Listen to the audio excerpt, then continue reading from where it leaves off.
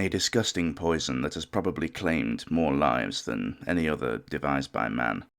Originally invented as a mere pesticide, this deadly substance would gain infamy as the dreaded weapon of choice in two of the largest killing factories that have ever existed, Degesch and Auschwitz Birkenau. Here, this pesticide would go from benign tool to murder weapon and claim the lives of well over 1 million people. Today, Descent into Darkness takes another look at the Holocaust in Zyklon B, the Nazis, the poison, and the final solution.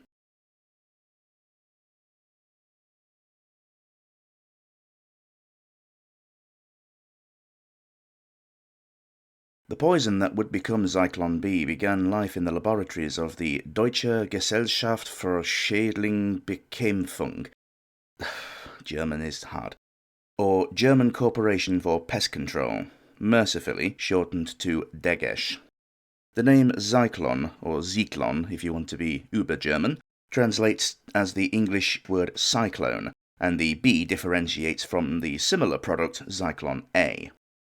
With their experimentations in the use of hydrogen cyanide since the 1880s, by the early 1920s the company were able to stabilize this active ingredient into a crystallized form, along with an eye irritant added as a cautionary measure in case of accidental exposure, and several adsorbents, chief among which was one called diatomaceous earth. And if you're just as lost as I was when researching this script, then I shall do you the mercy of explaining what that is in layman's terms. Firstly, adsorbents are compounds added as stabilizers. They work by binding other ingredients to the surface area. This is different from absorbents, which allow substances to permeate them in the same way that a sponge does with water or the sugar in your coffee. An adsorbent does a similar job by holding onto these substances externally rather than internally. Diatomaceous earth, also known as diatomite or kieselguhr, is a naturally occurring sedimentary compound made of oxidized silica, chemical symbol SiO2, although it does contain some clay minerals such as alumina and some trace amounts of iron ore. It is easily crumbled into a fine white powder, not dissimilar to pumice or talc. When exposed to liquid, it coagulates and clumps. In the modern day, it is used in many everyday things such as cat litter, filtration, and mild abrasives such as metal polishes and even toothpaste. Hydrogen cyanide, chemical symbol HCN, is the active ingredient in Zyklon B. The purest form of it is known as prussic acid, and when it reacts with ferrous metals, it can form a dry powder with a deep blue colour called Prussian blue. A single molecule only contains 3 atoms, one each of hydrogen, carbon, and nitrogen, the latter two having a strong triple bond between each other. The compound has a strong smell of bitter almonds and is used extensively for industrial purposes. The hydrogen atom in the molecule can be easily replaced with potassium to form potassium cyanide, which has further uses in processes such as electroplating and the extraction of gold from ore.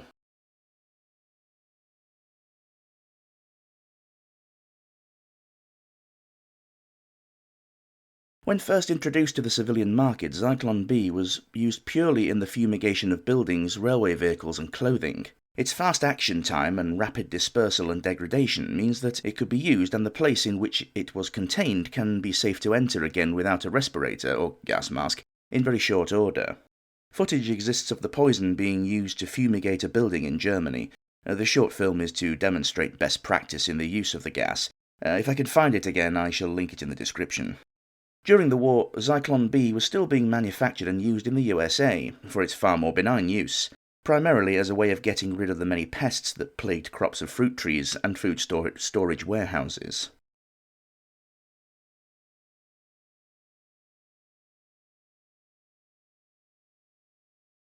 Hydrogen cyanide in the human body works by inhibiting the ability of the body's cell to breathe, known as cellular respiration. This process is rather fundamental to one's continued existence. It also blocks the cell's ability to create the compound adenosine triphosphate, which is essential for muscles to contract, the absence of which in turn stops your diaphragm from allowing your lungs to inhale air naturally and your ability to even move. Death can occur from a dose as little as 3 milligrams. If an acute dose of 70 milligrams is inhaled, death can occur in as little as 2 minutes. By far not the deadliest poison ever made, but certainly one of the easier ones to synthesize and store.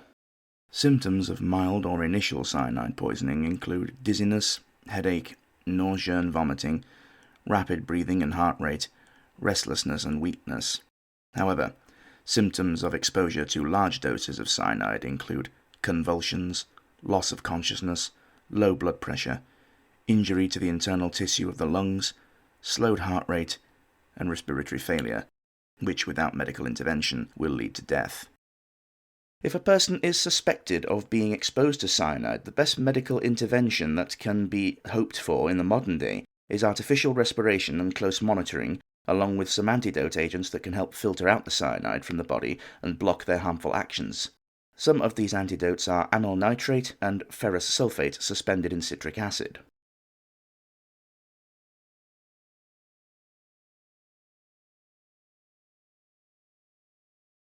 In early 1942, as part of Aktion Reinhardt, the infamous Schutzstaffel, or SS, began experimentation with Zyklon B.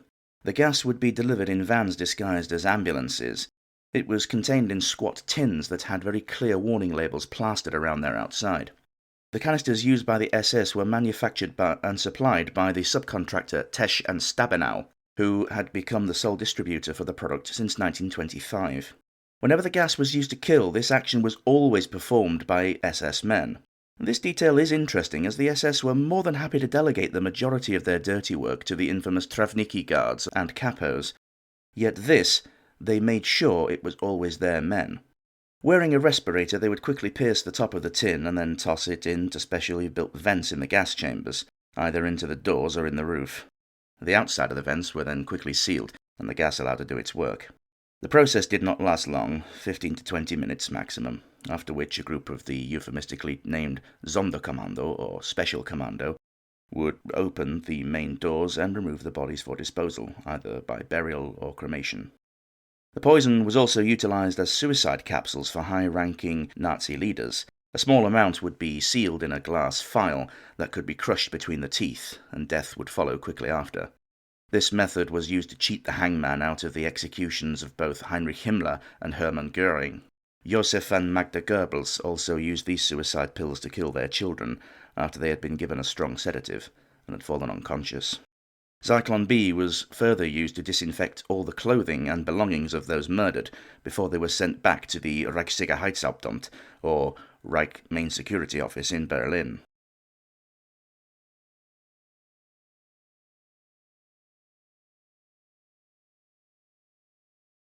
In the early summer of 1942, construction work began on the gas chambers in the camp at Majdanek. 1,474 tins of Zyklon B were ordered and began delivery in August, and the chambers began operating in September of that year. Majdanek also regularly utilized carbon monoxide poisoning as well as Zyklon B, making it unique among the death camps, the rest either settling on one method or the other exclusively. Treblinka, Sobibor, Belzec and Chełmno used only carbon monoxide that was derived from exhaust fumes of vehicle engines such as vans or tanks. At Majdanek, the gas chamber was a brick-built building called the bunker, and was located behind the male bathhouse block. It was surrounded with a barbed wire wooden fence. The bunker was covered with a large shed supported by wooden pillars affixed to concrete pedestals. It stood next to the genuine shower block, with the two buildings looking almost identical. Unlike all the other camps, Majdanek did not try and hide the facts of the gassings from the rest of the camp population. It was an open secret, and done in a way that was brazen in its openness. The chambers would remain in operation until the camp was finally liberated by the Red Army on the 24th of July 1944.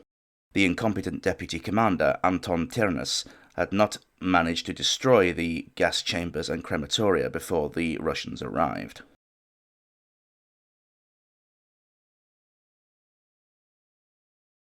The first experiments at Auschwitz II Birkenau took place at the behest of Deputy Camp Commandant SS Hauptsturmführer Karl Fritsch in the cellars of the main camp punishment block known as Block 11 at the end of August 1941, months before Aktion Reinhardt became a thing. This first trial was performed on around 30 Russian POWs in a single windowless cell.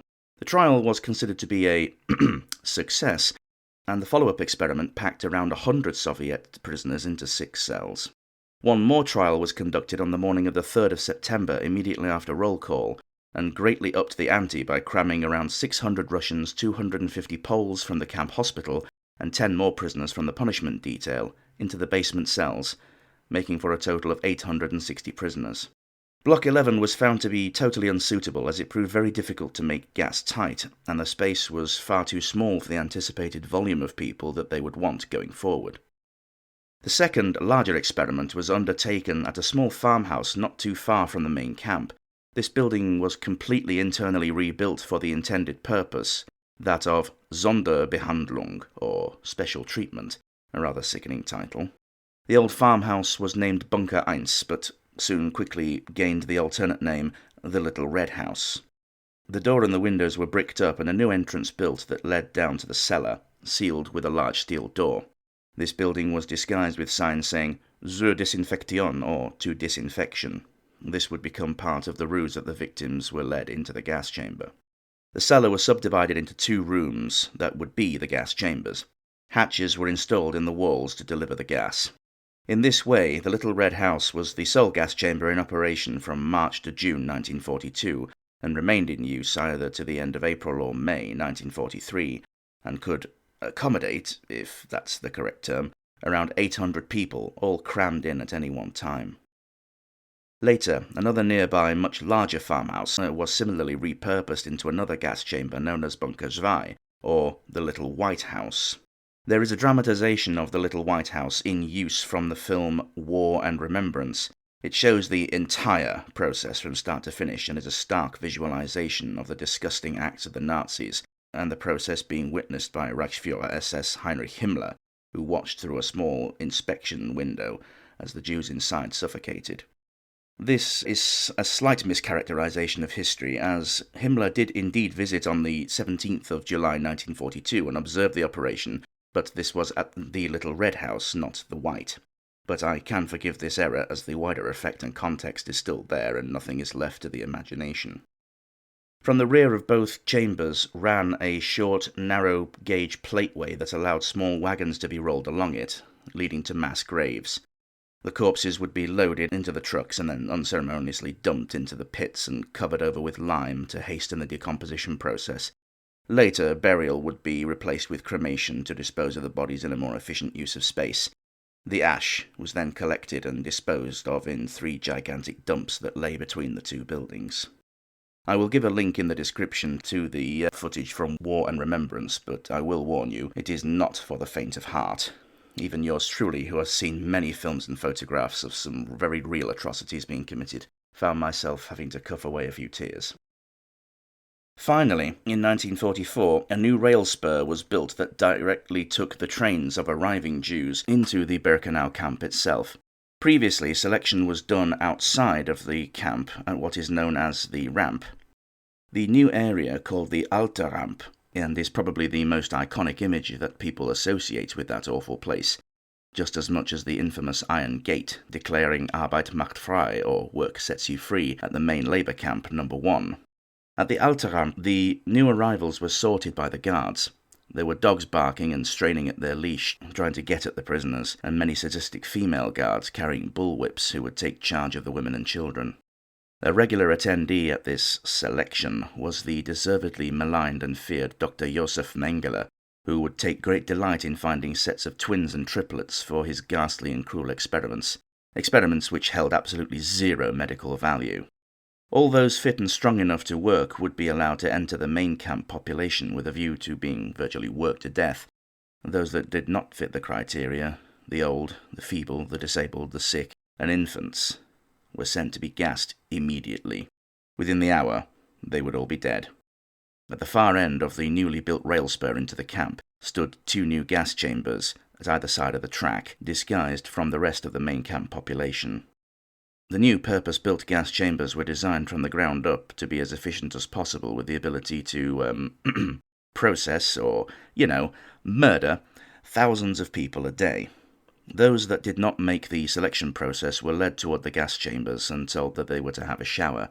They were forced to undress and had their heads shaved. After this, they were chivied into the chamber. The SS men would climb onto the roof of the chamber, which had several hatches. He would go along each hatch, pierce a tin of the poison, and then toss it down the hatch, where it would be retained by a cylindrical cage suspended from the ceiling. The crystals would then degrade, and the gas began to disperse through the chamber and do its work. They had adjacent crematoria designed and built by Mercedes-Benz, if you can believe it, but it's true. These crematoria would burn night and day to dispose of the gas chamber victims, a huge billowing pall of smoke constantly belching forth from their tall chimneys. With the advancing Russian onslaught on the latter stages of the war, the SS decided to abandon the camps and withdraw further west.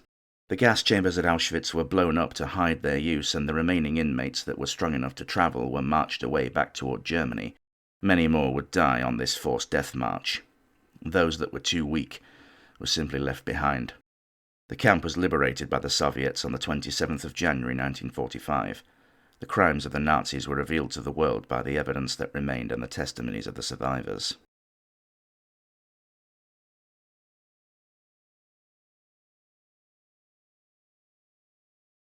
As incredulous as it may sound, Zyklon B is still being produced and used for the civilian market, albeit not by the same name. Understandably, the use of the word Zyklon is a highly emotive topic, and so the manufacturers do not want the negative publicity. Some pressure groups have called for the banning of the substance altogether due to its past. Some US states have made use of hydrogen cyanide gas for judicial executions, although this method has been slowly falling from favour, especially given the fact that executions can be witnessed by victims' families. Apparently, death by cyanide isn't a pretty sight. Go figure.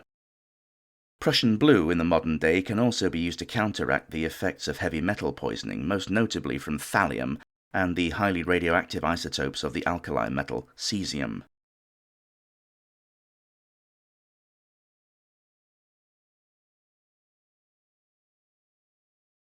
Unlike the more famous Auschwitz, the gas chambers at Majdanek still exist to this day. The inside walls of the chamber have a thin layer of prussic acid residue on them.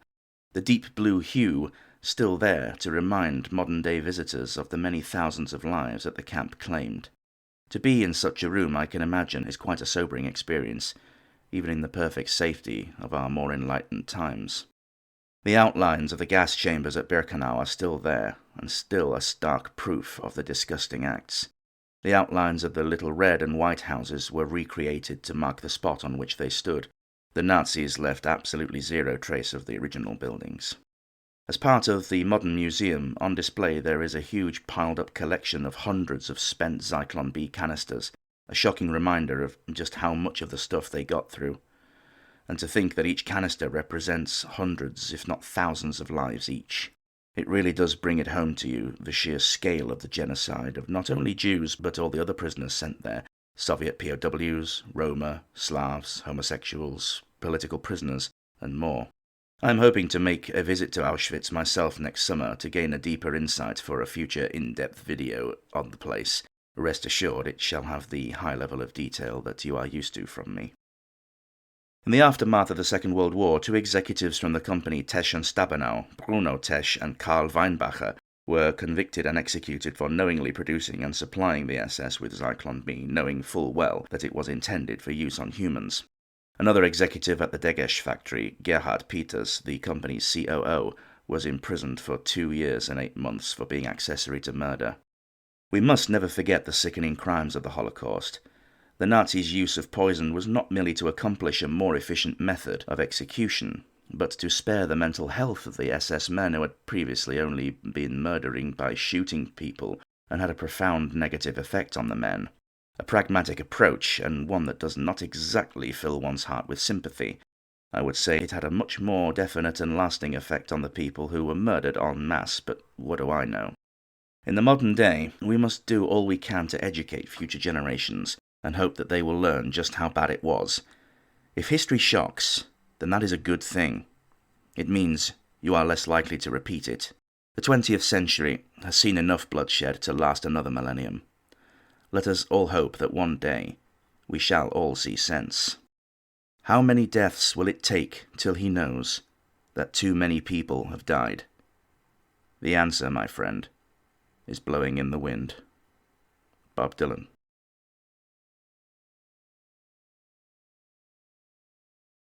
Thank you for watching this video. I hope you found it informative and interesting. Please consider liking and subscribing for more content. It really does help drive me to create more and more for you. Please feel free to comment below and I will endeavour to respond to as many of you as I can. For without you, this channel would be nothing. Therefore, you are the most important part of it. Also, feel free to suggest any topics that you would like to see covered and I will add them to the list. Naturally, I shall be covering more aspects of the Holocaust, including all of the camps, in due course. In the meantime, if you wish to see an in-depth look at the extermination camp at Treblinka, this was the first ever video that I uploaded to this channel. It also gives an overview of the earlier actions by the Einsatzgruppen, Aktion Reinhard, and the Wannsee Conference that led to it. Link in the description. In other media, I would highly recommend the BBC series Auschwitz, the Nazis and the Final Solution, as a brilliant documentary that, despite its age, still stands up well to the modern day. You should definitely seek it out if you can. It used to be on Netflix, but they have a habit of taking the good programs off of us. As a short aside, I have thought about doing a little side project on a separate playlist called DID Reads, in which I would take your suggestions for poetry to be read in my inimitable narration style.